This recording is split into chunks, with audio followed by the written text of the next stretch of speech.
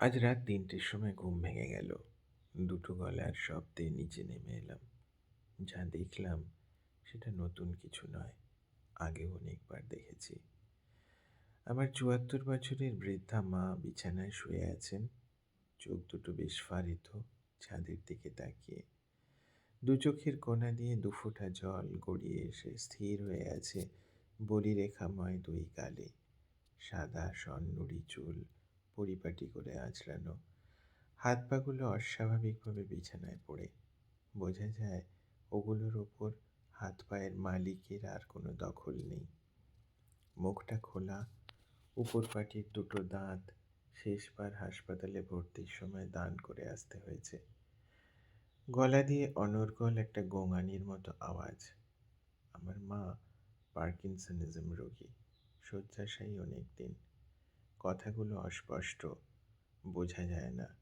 আর আমার ৮৪ বছরের বাবা মাথার কাছে বসে দুই হাতে ধরে বসানোর চেষ্টা করছে আর প্রশ্ন করে চলেছে, কি বলছো? কিছু কষ্ট হচ্ছে? এই দৃশ্য, এই উত্তরহীন প্রশ্ন প্রতিদিনকার, একটা বাঁধানো ফ্রেমের মতো, একটা সুন্দর ছবির মতো। আবেগপ্রবণ মানুষ দেখে বলে কত ভালোবাসেন আমার বাবা আমার মাকে। যুক্তিবাদী মানুষ বলে এই বয়সে এত করা উচিত নয়, ২৪ ঘন্টার আয়া দরকার। দুটো মানুষই একদিন বলে, ২ দিন বলে, তারপর আর কিছু বলে না, কিন্তু ছবিটার কোনো পরিবর্তন হয় না।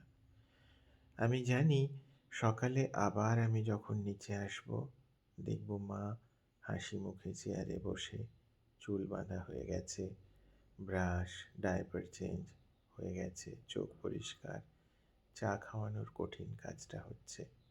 এই রুটিন শেষ হয় না। ফ্যাটিগ, ফ্রাস্ট্রেশন, কান্না, চিৎকার সব আসে। তখন কলকাতা নিয়ে যাওয়া হয়, ২৪ ঘন্টার আয়া রাখা হয়। দিদিরা প্রতিদিন হাজিরা দেয়। তারপর সেই একই কমপ্লেন, আয়া নাকি কিছুই ঠিক করে করে না। ঠিক করে স্নান হয় না, চুল বাঁধা হয় না, খাওয়ানো হয় না। আবার নিজেদের কোটরে ফিরে যাওয়া পুরনো জীবনে।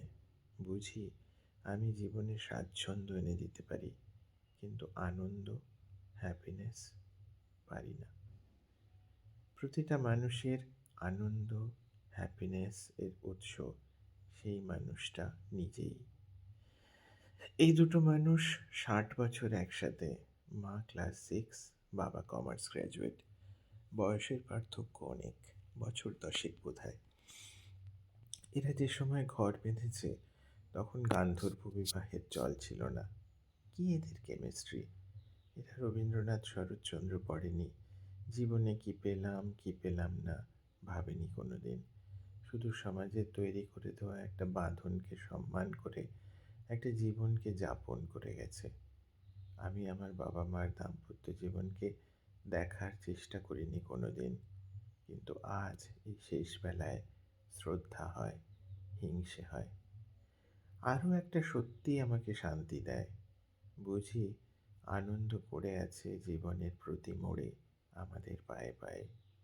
যা পেয়েছি তাকে জড়িয়ে না ধরে আমরা শুধু না পাওয়ার দিকে তাকিয়ে থাকি।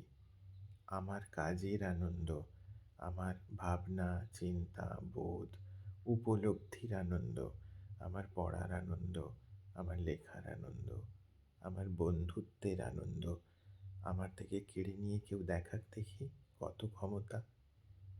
সেই ক্ষমতা শুধু একজনেরই আছে, আমার ছায়া। আমি আজ প্রতিজ্ঞা করলাম, আমার ছায়াটা আমাকে আর হারিয়ে আমি আজ প্রতিজ্ঞা করলাম, আমার ছায়াটা আমাকে হারিয়ে দেবে না আর, কক্ষনো নয়, কোনোদিনও নয়।